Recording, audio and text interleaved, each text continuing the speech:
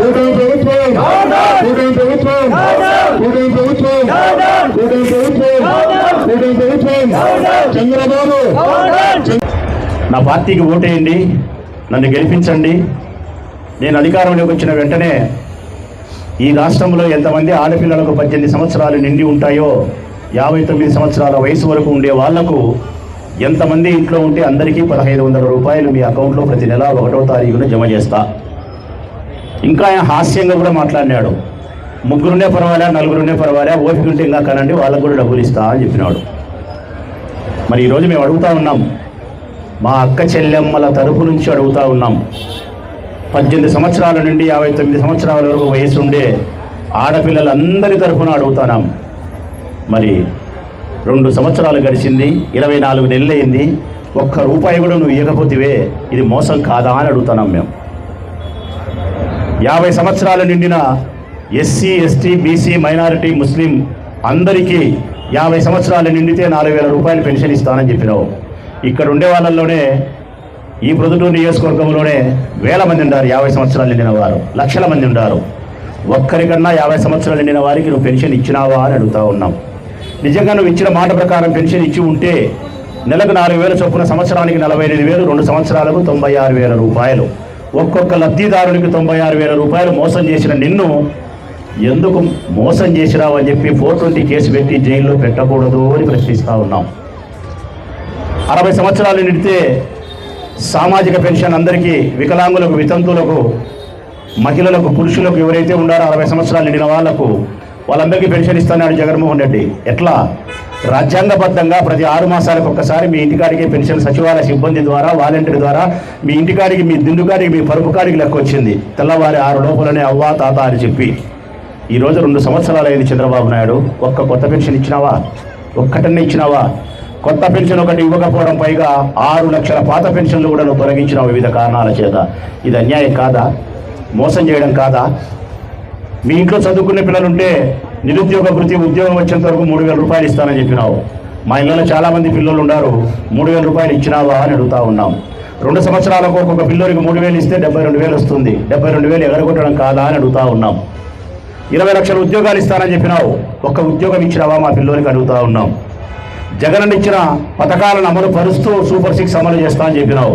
జగన్ ఇచ్చిన పథకాలలో 45 సంవత్సరాలు నిండిన అమ్మాయిలకు ఇచ్చే 18,500 రూపాయల సంవత్సరానికి ఒకసారి ఇచ్చినావా అని అడుగుతా ఉన్నాం.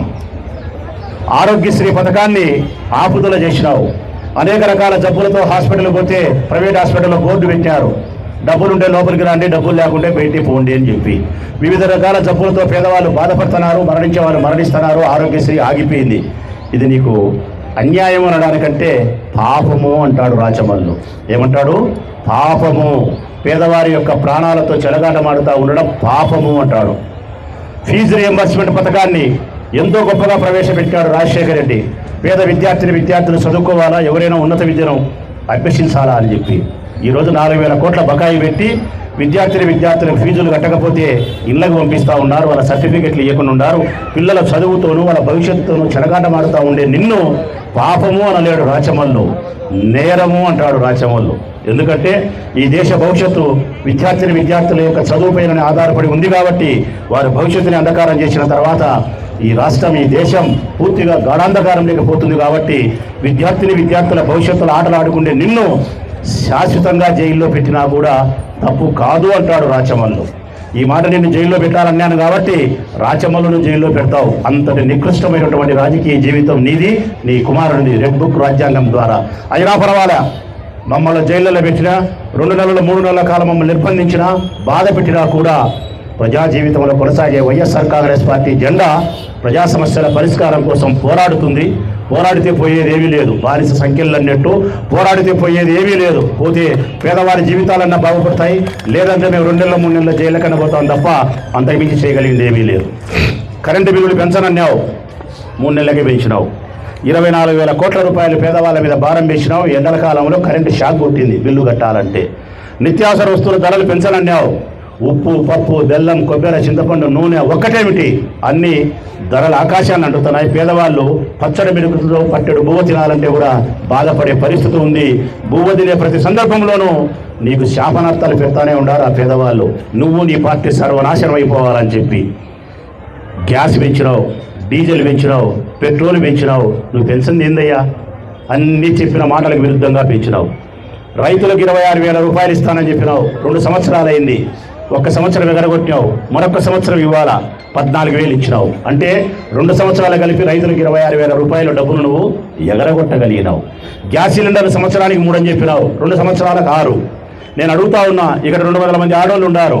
ఈ 200 మంది వివిధ వార్డులకు సంబంధించిన వాళ్ళు, వీళ్ళెవరో కూడా పేరున నాకు తెలిసిన దాఖలాలు కూడా ఉండవు. నేను అడుగుతా ఉన్నా, ఛాలెంజ్ చేస్తా ఉన్నా తెలుగుదేశం పార్టీ నాయకులను.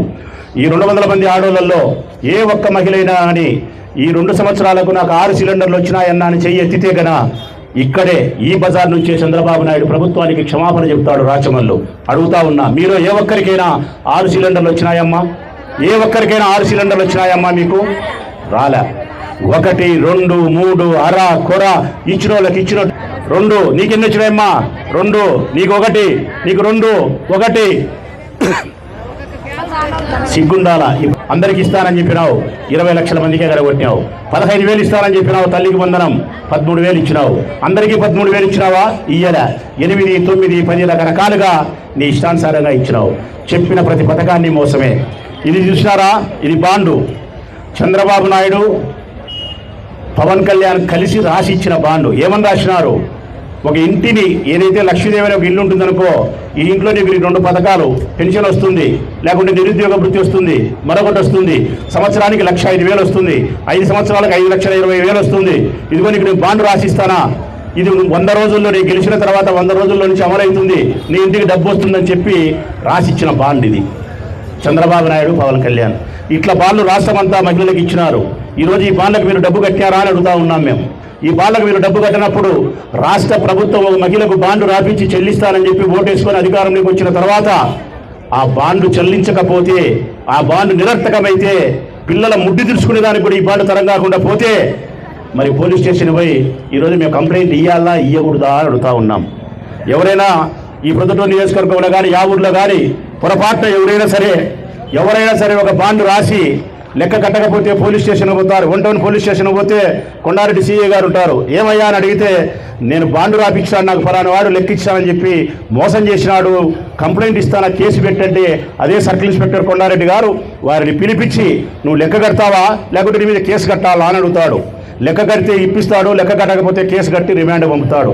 మరి ఈ బుద్ధు రాష్ట్రంలో 2 కోట్ల మంది మహిళలు చంద్రబాబు నాయుడు, పవన్ కళ్యాణ్ మీద కంప్లైంట్ ఇస్తే ఈ పోలీసులు కేసు నమోదు చేస్తారా అని పోలీసు అధికారులను అడుగుతా ఉన్నా. పేదలకైతే ఒక న్యాయం, రాష్ట్ర ప్రభుత్వానికైతే ఒక న్యాయం. మా మీద అయితే కేసులు పెడతారు. బాండ్లు ఇచ్చి మోసం చేసిన చంద్రబాబు నాయుడు, పవన్ కళ్యాణ్ మీద కేసులు పెట్టరా అని చెప్తా అడుగుతా ఉన్నాం. ఇన్ని మోసాలు చేసి, ఇన్ని దగాలు చేసి 2 సంవత్సరాలై సూపర్ 6 అని చెప్పి, సూపర్ 7 అని చెప్పి ఎగరగొట్టి, ఇప్పుడు మళ్ళీ మనం ఎవరమన్నా అడిగితే సూపర్ 6 గురించి నేను అన్నీ ఇచ్చినా అంటున్నాడు. ఎట్లిచ్చినావయ్యా? ఇయ్యలే కదా 1,500 రూపాయలు అంటే, లేదంట పీపీపీ అనే ఒక విధానం తీసుకొచ్చినాడట. అమెరికాలో ఉండేవాళ్ళు, ఆస్ట్రేలియా ఉండేవాళ్ళు మిమ్మల్ని దత్తత తీసుకొని మీ సంసారాలు బాగు చేస్తారంట. అది అయిపోయింది, ఇచ్చినట్టేనంట. ఇది ఎట్లుందంటే ఈ పీపీ అనే విధానము, మీరు కూడా సెల్ ఫోన్లలో చూసి ఉంటారు. మంట లేకుండా వంట చేసిన మగోడు ఎవడైనా ఉన్నాడమ్మా ఈ దేశంలో? పొయ్యి కింద మంట లేదు, ఎక్క గిన్నెలో మాత్రం చేపల కూర అయింది. ఇది ఎట్లా చెప్పురా స్వామి, మా పిల్లలకు మేము కూడా ఖర్చు తగ్గించుకుంటామని చెప్పి చంద్రబాబు నాయుడు పెద్ద మనిషిని అడుగుతాం. మంట లేకుండా వంట చేసినాడు ఆయన, చేపలు కూర చేసినాడు. అది కూడా ఇట్లాంటి మనిషి పీపీపీ విధానం ద్వారా అమెరికాలో, రష్యాలో ఉండే వాళ్ళు మిమ్మల్ని దత్తత తీసుకొని 1,500 ఇచ్చినట్టే అని చెబితే ఏంటి మాటలు ఎన్ని మాట్లాడేది? ఫీజు రియంబర్స్మెంట్ ఆగిపోయింది, ఆరోగ్యశ్రీ ఆగిపోయింది, డీజిల్ పెరిగింది, పెట్రోల్ పెరిగింది, కరెంటు బిల్లు పెరిగింది, నిత్యావసర ధరలు పెరిగినాయి. ఈ రాష్ట్రంలో ఆడపిల్లల పైన దాడులు కూడా పెరిగినాయి. ఆడపిల్లల యొక్క మానానికి, ప్రాణానికి రక్షణ లేకుండా పోయింది. 12-13 సంవత్సరాలకు చిన్న పిల్లలను కూడా మానభంగం చేసి చంపేసి ఏట్లో నీళ్ళలో వేసిపోతా అంటే కూడా అడిగే దిక్కు లేకుండా పోయింది. స్త్రీలకు భద్రత లేదు, వ్యాపారస్తులకు రక్షణ లేదు, పేదవారికి సంక్షేమం లేదు, ఈ రాష్ట్రానికి అభివృద్ధి లేదు, విద్యకు పెద్దపీట లేదు, రైతులకు ఏమాత్రమే కానీ అనుకూలమైన వాతావరణం లేదు. 4 తుఫాన్లు వచ్చినాయి, ఒక్కసారి కూడా పంట నష్టం ఇంతవరకు చెల్లించలే. రైతులకు ఇవ్వాల్సినటువంటి ఏ ప్రయోజనాలు కూడా ఇంతవరకు చెల్లించలే. నువ్వు రైతులకు మేలు చేయక, విద్యార్థులకు మేలు చేయక, ఆరోగ్యం బాగులేని వారికి మేలు చేయక, పేదరికంలో ఉండే ఆడవాళ్లకు మేలు చేయక, వ్యాపారస్తులకు మేలు చేయక, ఉద్యోగులకు మేలు చేయక, నిరుద్యోగులకు మేలు చేయక ఎవరికి మేలు చేసినావు అంటే నీ కొడుకు మేలు చేసుకున్నావు, నీ కమ్మ కులస్తులకు మేలు చేసుకున్నావు, నీ తెలుగుదేశం పార్టీ నాయకులకు మేలు చేసుకున్నావు. ఈ ముగ్గురికి తప్ప నువ్వు రాష్ట్రంలో ఏ ఒక్కరికి మేలు చేసిన దాఖలాలు పోలే. అందుకే చివరిగా మందు తాగే వాళ్ళ గురించి కూడా చెప్పాలా. ఎందుకంటే మా కొంప ముంచింది వాళ్ళే, మా కొంప ముంచింది మీరు కాదు తల్లి, మొగోళ్ళే, మందు తాగే వాళ్ళే. వాళ్ళకేం చెప్పినాడు, జగన్మోహన్ రెడ్డి నాసిరకం మందిస్తున్నాడు, నేను నాణ్యత కలిగిన మందిస్తా, ధర తగ్గిస్తా, మిమ్మల్ని ఉద్ధరిస్తా అని చెప్పినాడు. నేను అడుగుతా ఉన్నా ఈరోజు మిమ్మల్ని అందరినీ కూడా, జగన్మోహన్ రెడ్డి గారు ఉన్నప్పుడు ప్రభుత్వమే మందు నడిపింది కాబట్టి ఉదయం 10 గంటలకు తెచ్చినారు, సాయంకాలం 8కో 9కో మూసినారు. బెల్ట్ షాపులు లేవు, ధరలు ఎక్కువ అమ్మకుండా ఎంఆర్పి ధరలు అమ్మినారు, కల్తీ మద్యం లేకుండా ప్రభుత్వమే అమ్మింది.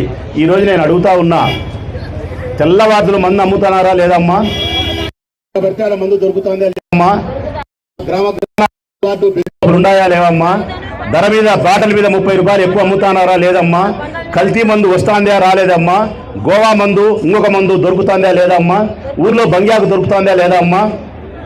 మరి ఏం చెప్పాలమ్మా? మందు తాగే వాళ్ళ ఆ రోజు మభ్యపెట్టి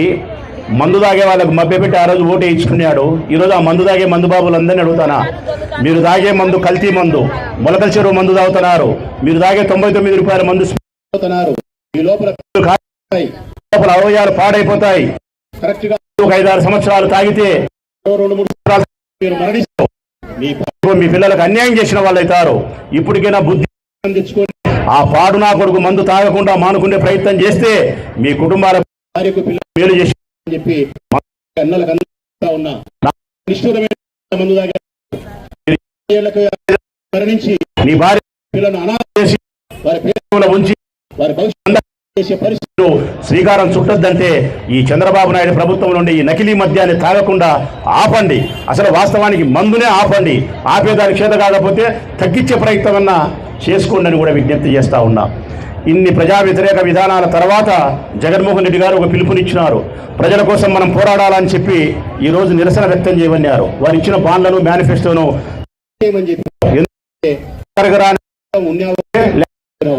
బాండుకు విలువ లేకుండా చెల్లించలేనప్పుడు ఆ బాండు ఉన్నా ఒకటే లేకపోయినా ఒకటే.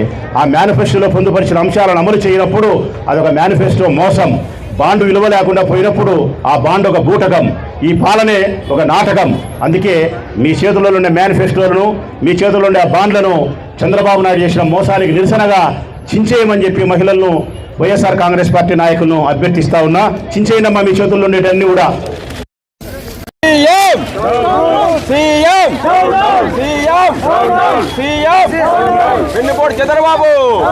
వెన్నుపోటు చంద్రబాబు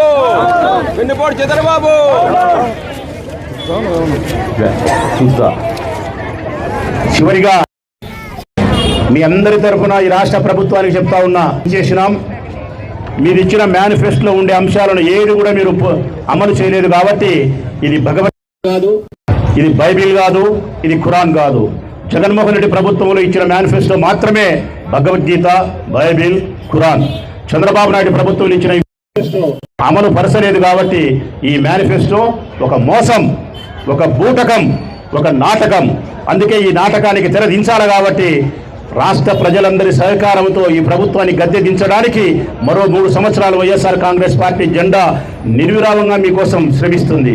చివరిగా ప్రొద్దుటూరు ప్రజలందరికీ నేను విజ్ఞప్తి చేసేది ఒకటే, అమ్మా మేము మంచి చేసినాం. మీ అందరినీ అడుగుతా ఉన్నా, రాచమల్ల శివప్రసాద్ రెడ్డిని ఈ ఎమ్మెల్యే నాయకత్వంలో ఉండబడిన ఆనాటి మా చైర్మన్ భీములపల్లి లక్ష్మీదేవి, మా వైస్ చైర్మన్ కాజా బంగారెడ్డి, మా కౌన్సిలర్లు, మా ఎంపీటీసీలు, జెడ్పీటీసీలు, మా మండలాధ్యక్షులు అందరం కలిసి మేము మీకు మేలు చేసినామా కీడు చేసినామా తల్లి మనస్ఫూర్తిగా చెప్పండి. మీ బిడ్డల మీద ప్రమాణం చేసి చెప్పండి తల్లి, మేము మేలు చేసినామా కీడు చేసినామా. మీకు నీళ్ళు ఇచ్చినాం, మంచి పార్కు కట్టినాం, రోడ్లు వేసినాం, కాలువలు కట్టినాం, ఇండ్లు కట్టించినాం, స్కూళ్ళు కట్టించినాం. మీకు సంక్షేమ పథకాలతో ప్రతి నెలా జగన్మోహన్ రెడ్డి డబ్బులు ఇచ్చినాడు. మీ పిల్లలకు మంచి నాడు నేడు ద్వారా స్కూళ్ళు బాగు చేసినాం, మంచి విద్యను ఇచ్చినాం, ఐపీఎల్ ఇచ్చినాం, పిల్లలకు కంటి పరీక్షలకు డాక్టర్ని పంపించినాం.